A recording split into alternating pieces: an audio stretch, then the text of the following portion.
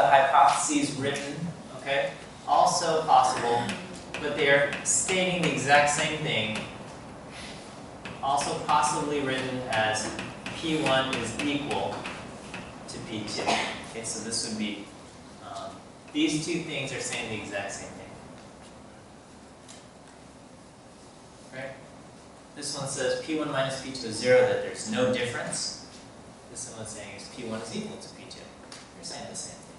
Okay? And likewise, just the same type of thing. Just not equal to or greater than or less than. So read the problem, figure out your hypotheses. Number one step. The next thing you do, pull out pieces of data. So you have two samples, so you need to figure out data for sample 1. So sample 1 has N1 and is going to have P1 hat. Okay. Sample 2 has N2 and P2 hat.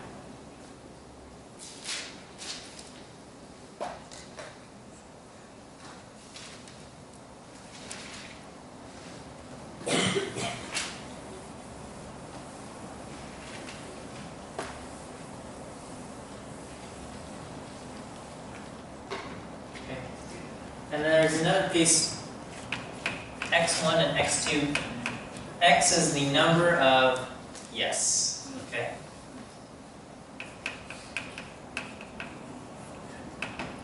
Number of yes or successes. Okay. Same thing for x1 and x2. So, I know it seems like a lot. The process is the same. It's just the formulas have gotten ugly.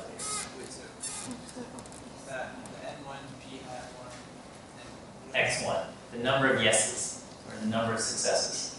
So N is the number in the sample 1? Yes. N1 is the sample size. And P hat is the sample portion in sample 1, and then X1 is The number of yeses. So if I say 400 people, we just took a sample of 400 men, 60 of them are left-handed, N1 is 400, and X1 is 60, the number who are left-handed.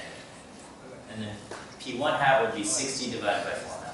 So if we were to solve this, if we know to do it on a calculator, would we solve it like that?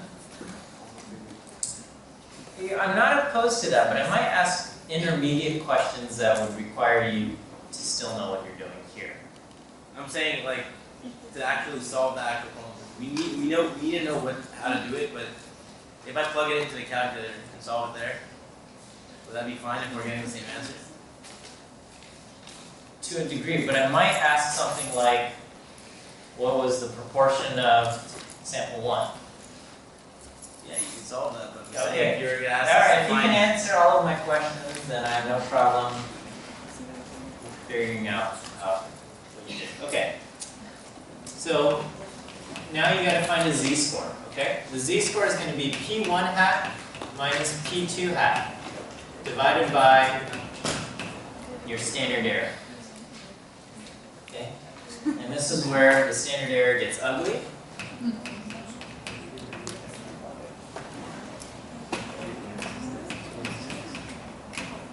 It's not that bad.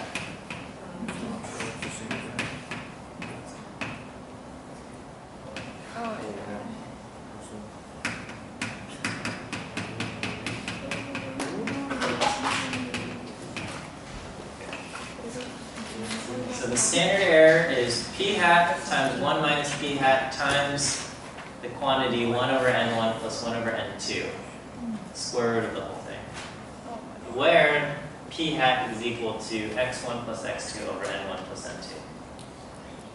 What? It looks worse than it actually is.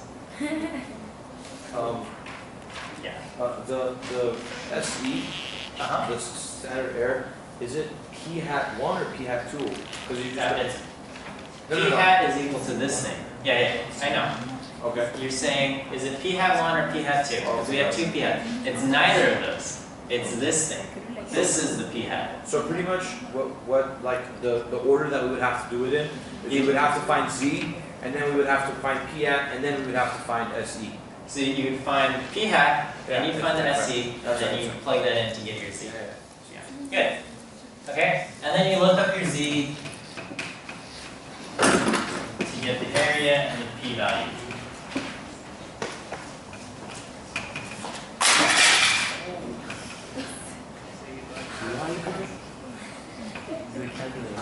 Whatever it says. Okay.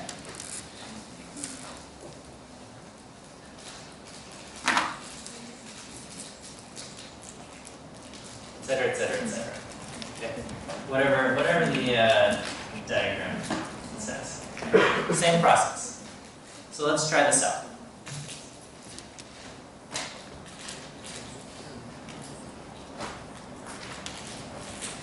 You don't have to copy this again. Just skip this part. Is that good? Everyone's got the standard error formula? So we stop after we get the standard error. The Z. Hey, look up the Z to get the area and the p-value. Okay, I'm just going to erase this picture. But the process is the same, right? Alright, so let's try out a problem.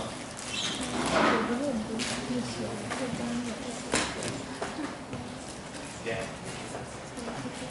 Is the proportion of left-handed males and left-handed females different? That's what we want to know, okay? So, or are the proportions? Yeah, this is an example problem. Are the proportions of left-handed males and left-handed females different?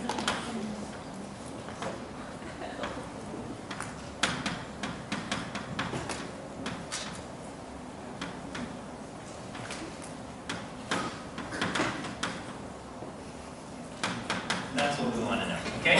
So we take a random sample.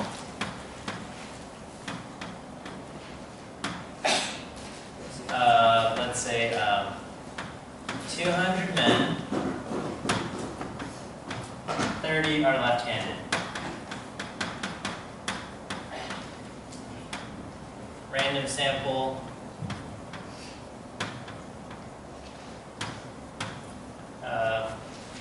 150 females.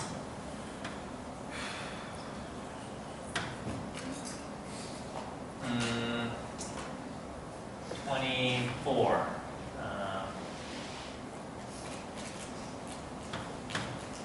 are left-handed.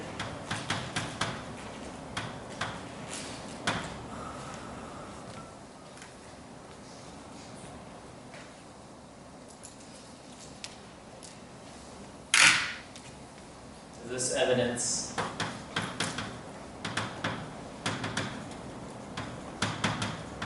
that the proportions are different?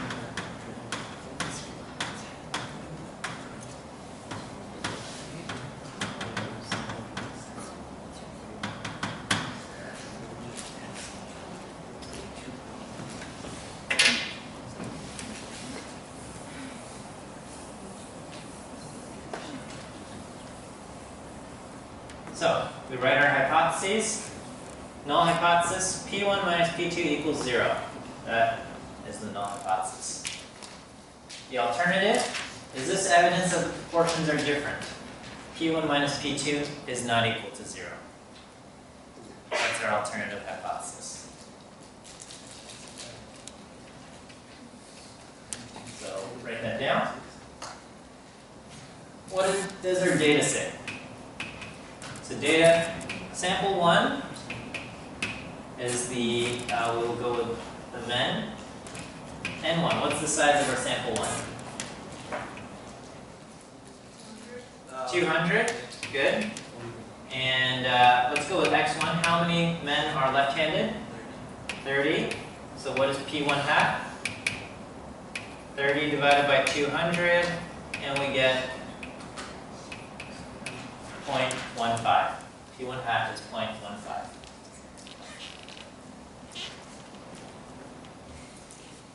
Okay, let's look at sample 2.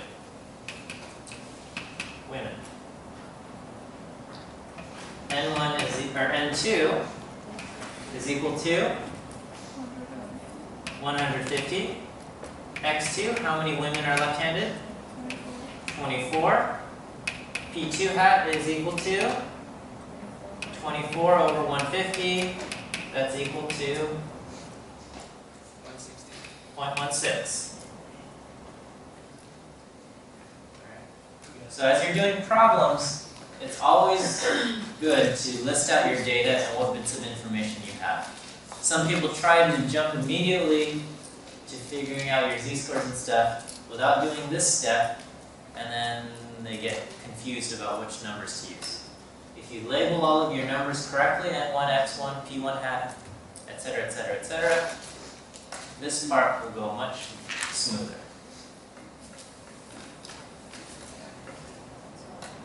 Okay, so let's work backwards, or not work backwards, but let's figure out our P hat first. What is our P hat?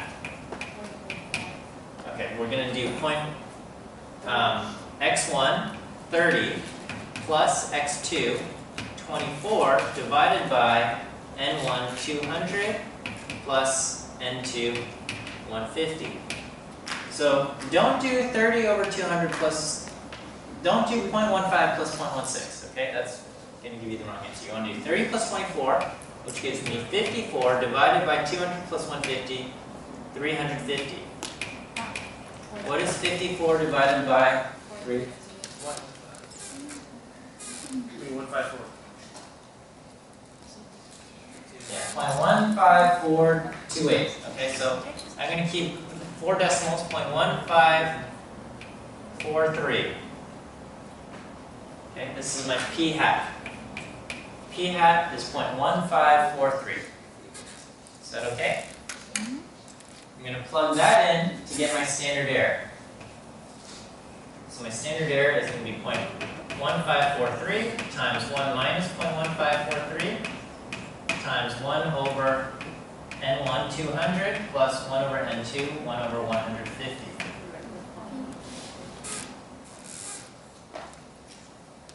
So I'm just taking the numbers from here and plugging them in there. So now's a good time to just check if your calculator is working the way it should be. And when you do this, I'm getting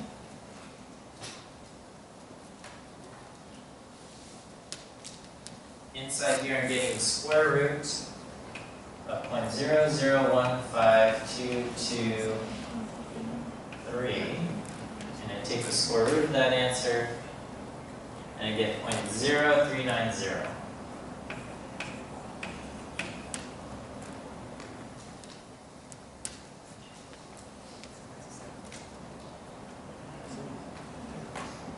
Did you do it all together? Yes.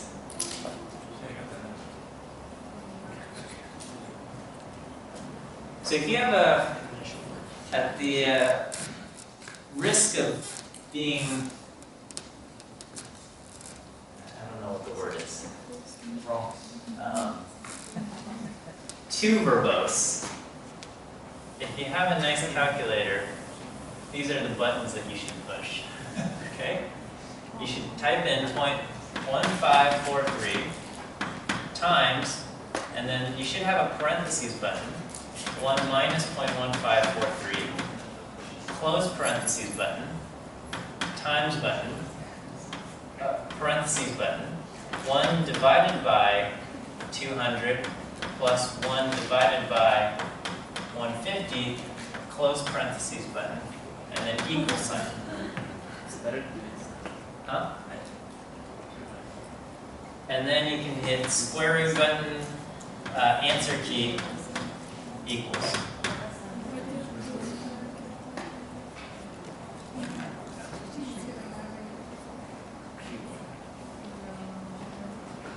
So if you don't get that, that means maybe you don't have like. It means you probably punched something in wrong on your calculator. And you should get 0.0390. You click equal and then the square root.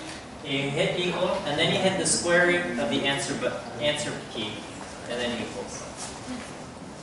Did you get it? Yeah. Great. Okay.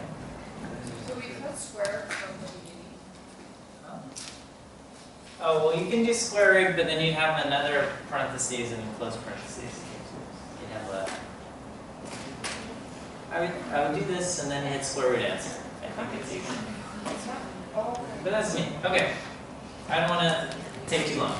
Let's find our z-score. So, z-score is p1 hat 0.15 minus p2 hat 0.16 divided by 0.0390. Okay?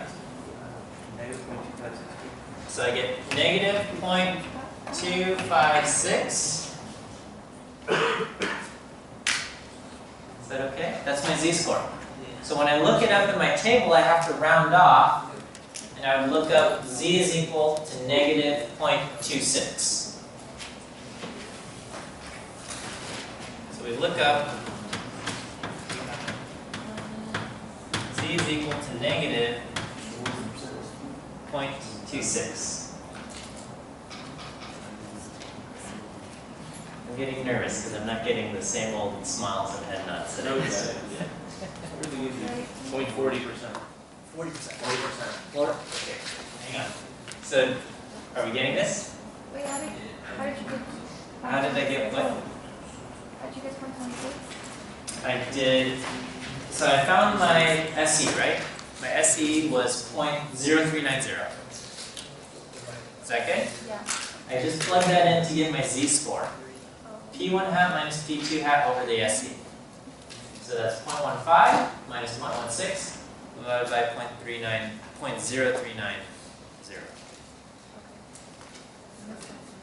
And that gives me negative 0.256. Okay, so I look up negative 0.26 and I get 0.3974. 0 and I go to negative 0.26 and the area here is 0.3974. Okay. Is that my answer? P-value? No, there's one thing I've got to do, right? I have a not equal sign here, so what do?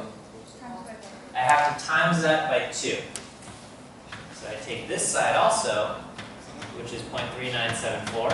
So my total p-value is equal to 0.3974 times 2, which is 0.7948.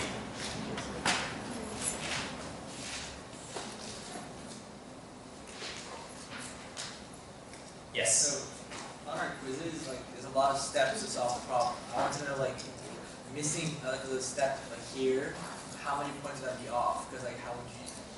So I will try to guide you with the multiple parts of the question. So I might have like 3 or 4 parts to a question, and those question parts should guide you through the process. So you shouldn't miss too many steps. Okay, so our p-value is 0.7948. So what is our conclusion? The conclusion, the original question was, is this evidence that the proportion of left-handed males is different from the proportion of left-handed females? So I have a large p-value. So do I reject my null hypothesis or do I not reject it? You don't reject it. Yeah. So my p-value is 7948. P-value is greater than 0.05 or greater than alpha, so we do not reject the null hypothesis. And I will just write the concise interpretation, not my wordy one. And I will say, our data does not provide evidence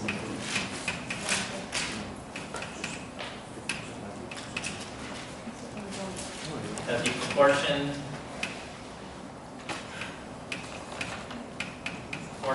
of left-handed men and women are different.